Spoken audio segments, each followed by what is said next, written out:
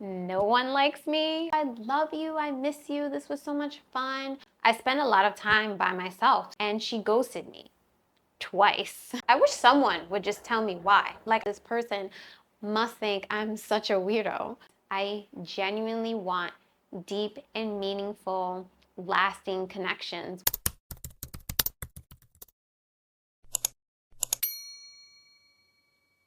Only 59% of Americans say they have a best friend, and 12% say they feel they have no close friends at all. 73% of millennials say they are lonely, and fear of loneliness is especially high among millennial women. 42% say they are more afraid of loneliness than a cancer diagnosis. Hi, I'm Jessica. The past year and a half has not been that great, and I'm trying to change that. That's pretty much what this whole channel is about. And one of the ways I'm doing that is by bringing opportunities to me instead of waiting for them to happen. I am doing that by posting on YouTube, posting on TikTok, and I'm creating a health coaching course. I'm not quite sure how I'm going to offer that course to the world. I'm kind of thinking it won't be like a traditional one-on-one coaching. I may turn it into something else, but with the same foundation and teachings. We'll see where that goes. This program consists of what I believe are 7 pillars to wellness. Some of the pillars I feel like I have pretty dialed in, while other pillars I'm completely failing at. So that kind of makes me feel, how am I going to help you or anyone else get their life together when clearly I don't have my crap together? One of the pillars is relationships. So the well-being of the various relationships in your life has an effect on your well-being and your longevity. Today, I want to zoom in on friendships. That's one of the areas of my life where I feel like I don't have it all together in. Well, maybe a few different relationships could use some work in my life, but today we are talking about friendship. Now, don't get me wrong. I have a small group of girls that I love and they feel like family. If I ever needed anything or had an emergency, they would be there for me in a heartbeat. And I don't take that for granted at all. But I feel like I don't have the friend where I can just pick up the phone and call and we can have a chat, or someone that I'm video calling while I'm cooking dinner, or the girl that comes over and we just exist together with no fancy plans, nothing to do. We're just living life, hanging out with our kids or going to run errands, picking them up for school, just living, nothing special. You know, the type of friendship where you send voice notes back and forth to the point where there's no beginning or end because the one conversation has been going on for months already. And I think I don't have that for many reasons. I feel like maybe I just haven't cultivated that type of relationship in my life. Maybe I haven't reached out enough or put forth the effort in some relationships, while others, I feel the reverse. I feel maybe I've given all that I'm willing to give, and I don't feel like the energy has been reciprocated, and there's not much more I can do at this point. Another thing is, as adults, everyone is so busy. Everyone has a lot going on with kids, work, side hustles, partnerships. The list goes on and on. And some friendships, a lot of time has passed and maybe we've reconnected, but there's such a large gap in time that things are just different. I know that we are all busy and we're all doing the best that we can to navigate life, and it feels like there's not enough time in the day. But then I also think, like, we're all on social media way too much. We are all collectively talking about the same shows or the same reality shows. Like, you make time for the things that you want, or for the things that you enjoy, or the people that you want to spend time with.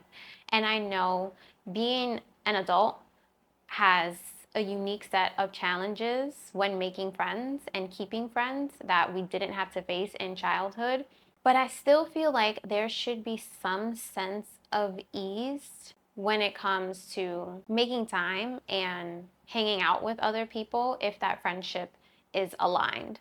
Even if there are some challenges there, it shouldn't feel like an obligation. There should be some desire from both parties to want to make this work, to want to put forth the effort to seeing one another. And look, I know just not everyone's gonna like me. Not everyone's gonna like you. There are plenty of people that we don't like, for sure. But I think it just hurts a little bit more when it feels like no one likes me or no one likes me well enough to integrate me into their lives. I've learned that actions speak louder than words. I tend to get a lot of, oh my God, it was so good to see you. I love you. I miss you. This was so much fun. We need to do this again. We should hang out more often. With, very little to no follow through afterwards. That's definitely a sign. That is kind of all you need to know right there. But I feel like the hard thing about that is I've also learned a lot of the times it's not out of malice. Like that person really truly believes they love you and miss you and whatever else. And of course, they may, like you and have some sort of desire to spend time with you, but subconsciously, they don't like you as much as maybe even they think they do because their actions are proving otherwise, if that makes sense. It's kind of a hard pill to swallow because if someone was mean or nasty or a bitch, it would be easy to not want to hang out with them, not want to give them your energy. But when you realize that people aren't bad, they just simply like someone else better than you, the same way I like some people better than others, it just it just doesn't feel good, especially when you're the person who hasn't really found their tribe yet. And studies have shown that women really value reciprocity in relationships. So if you're my number one, I'm expecting that I'm your number one girl as well. And some friction starts to happen if I think we're close. I want you to be like my maid of honor. You're going to be my baby's godmother. And you see me as your number 2 or 3 friend versus if I meet someone and we turn into like workout friends or text only friends or people that I only see at a friends of a friend's party, that's fine if we both view each other that way. Like that's a match made in heaven. Let's get into some pros and cons of being a girl with no friends. I spend a lot of time by myself, so that has caused me to be really introspective, really self-aware. I feel like I've learned a lot about who I am, my interests, and my values over these last few years. And I just enjoy my own company. I like who I am, even if it feels like no one else does. I am a lot more confident and independent because I do so many things by myself. I eat by myself. I go to coffee shops by myself. I've traveled by myself. I go to workout classes by myself. And I can't wait to go to the movies by myself for the first time. And this made me realize that I don't need friends. I don't need a sidekick just to be with me because I'm too afraid or embarrassed to do things that I want to do alone. I genuinely want friends. I genuinely want deep and meaningful, lasting connections with other human beings. I have more trust in myself. I'm not looking for various opinions or input about my life because by default, I've had to make so many decisions on my own. Don't get me wrong, I still ask. Like I do have some people in my life, but I seldomly ask for opinions or input about things that I'm going through because by default of not having friends, there has been no one to ask. So that has allowed me to really anchor in and get to know my inner voice, my inner knowing, like tap into my intuition a bit. Cons. I think I have more cons, I'm not sure. Okay, the cons start with a little bit of a story time to set the tone so you can understand a few things. I haven't made and kept a new friend since I was in middle school. No, wait, that's a lie. I have one friend from like a previous job and we're still in contact, but that's still crazy.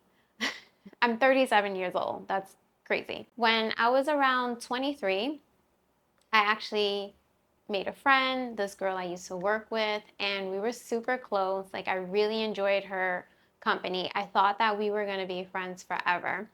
And she ghosted me twice. The last time I saw her, I was at her baby shower. It was really fun, and we spoke a little bit and caught up. Obviously, it was her baby shower, so not much one on one time. And we were supposed to hang out the next day. And that was the last time I've ever heard from her. I texted her when I got home and she didn't message me. I'm not thinking anything of it. She's busy with family and things like that. And at the time, she wasn't living here. She and her partner moved, so she was also visiting. And I texted her again the next day to see if we were still gonna hang out.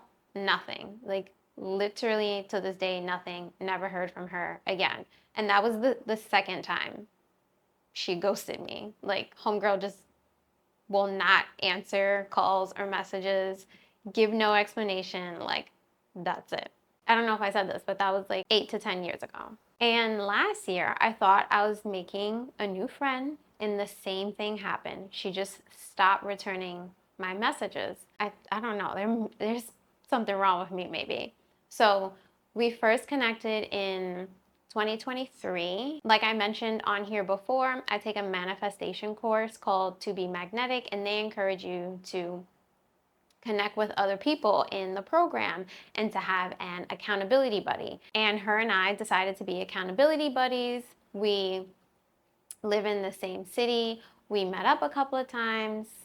It was going pretty well, but we both kind of fell off with messaging each other back and forth. And ironically, in 2024, we were both at a friendship event, like kind of a networking thing. Well, no, actually, it was at Peoplehood, and it was to introduce Bumble BFF. So the dating app Bumble was introducing their new like friend side of the app. You can also make friends on there. And it was really fun. They had great speakers, and we did like speed friending instead of speed dating. And I saw her there. We reconnected, and somehow we felt, I don't know, even closer than before.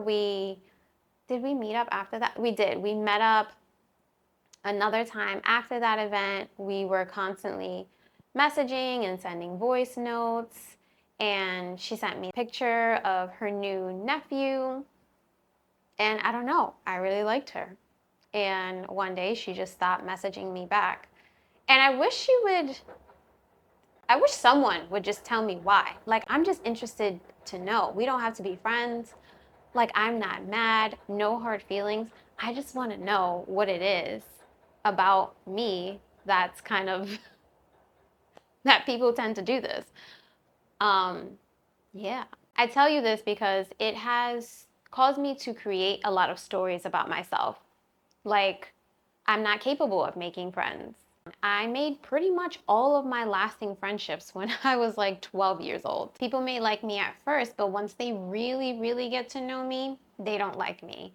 I'm too shy. I'm cool to chill with, but not as a long-term friend. Maybe I ask for too much. Maybe people don't agree with my values. I can probably keep going, but we'll stop there. When I'm around new people, I'm constantly in my head. I'm like, oh my God, I don't wanna say the wrong thing or do the wrong thing. And then that causes me to say or do something weird. And then I go home and I'm like, oh my God, I'm dissecting every little moment and every little interaction. And I'm like, I cannot believe I said that. I cannot believe I did that. This person must think I'm such a weirdo. Having no friends has caused me to put up this like emotional wall, both with new people and people that are already in my life. It takes a lot for me to open up and let people in. And I've been trying to do that more lately because someone has to go first. Like, someone has to make the other person know that it's okay to be vulnerable. It's okay to open up. We can talk about things other than the weather and what's on TV. And so I've been trying to be that person. I've been trying to be the person to go first, but I feel like I've been burned. I feel like that hasn't served me well. And so as of right now, I'm not doing that. I'm not willing to do that, especially when it feels like that person's gonna ghost me anyway, or I'm not gonna hear from that person again in like a month or two, or the person isn't gonna text me back or take so long to text me back that there's no point. Right now, the only person that I feel like I really have deep, meaningful conversations with, and we're friends and we hang out and we have a good time, and that person's like really always, always there for me, is my husband, which is amazing, but it's just, it's not the vibe. Like, we can't be that weird couple where we only have each other and one person just can't be your everything. It causes conflict in the relationship. Not for me right now, but I feel like it can lead to that eventually. Also, if we're fighting, then it feels like I have no one to talk to. I have no one to express myself with, because the only person that I have that with, we're mad at each other. Another thing is, he's a man. I'm not. Women need to be in community with other women and vice versa. I've learned that friendships evolve, they ebb and flow, and not always in the way that you want them to, or in the way that I want them to. And that doesn't always feel good, but I think it feels worse to keep holding on to something so tightly when it's just not there anymore. It's much better to adjust to whatever this new version of friendship looks like, and to honor that and to be grateful for that and to accept it for what it is, not what it used to be or what you hope it will turn into, just what it is right now as it is. Also, I feel like you and I, and many other people honestly, tend to clock all of the ways that someone is falling short, all of the ways they aren't showing up for us, all of the ways people are doing something wrong, and not really recognizing how they are there for you, or their gifts, or the little things they do for you, the various ways they show up for you. Like, maybe you have a friend that for some reason they just cannot get your birthday right. They always mix it up with another friend's or a similar date, and that it's a really important day, so it can feel a little hurtful. Like, wow, why can't you remember something so important? Or they never text you back, or they text you back maybe 2 or 3 days later. But I don't know, I'm making all of this up. Let's say they are really good about actually calling and having conversations with you. Maybe texting just isn't their vibe, it's too much back and forth, they're dealing with the kids, but they can pop their headphones in and call you. They can just sit up the phone and do a video call while they're cooking or doing laundry. And they do that on a somewhat regular basis. And they don't remember your birthday, but they always make a big deal around the holidays, or even better, they every like Thursday or Monday or just something random, they make sure they pop by with a bottle of wine, or you guys always go to a coffee shop. They're just like involved with you in other ways. I don't know. Yeah, I hope you get what I'm saying. It's just important to make sure people know that they are appreciated and valued, even if they have shortcomings, because we literally all have shortcomings. But when it comes to us, it's kind of like, oh, that's just the way I am, or oh, that was a mistake, or it wasn't personal, it had nothing to do with you. But when it comes from someone else, it can feel the opposite. It can feel so personal, and it feels like you don't like me, or you hate me, or we're not friends anymore, when that isn't the case always. Sometimes it is the case, but sometimes it's not the case, especially if they are showing up for you in other ways, like what I was just talking about. I'm going to be honest, I'm a bit of a dreamer, and I have always longed for the family and the friendship that I see on television. So maybe I have unrealistic expectations. Like, I know I'm not always gonna have a gang of people in my house like they did on Martin, but I do believe that there are people experiencing something like that, or a version, their own version of what I grew up watching on television. And I just want to experience that for myself one day. I hope you understand what I was trying to say, what I was trying to convey in this video, because to be really honest, as I'm sitting here talking, I'm having a hard time articulating what I'm thinking and feeling. So I hope it came across well. Let me know in the comments if this resonated with you, or if I'm just a loser with no friends. Okay, I'll see you in the next one. Bye.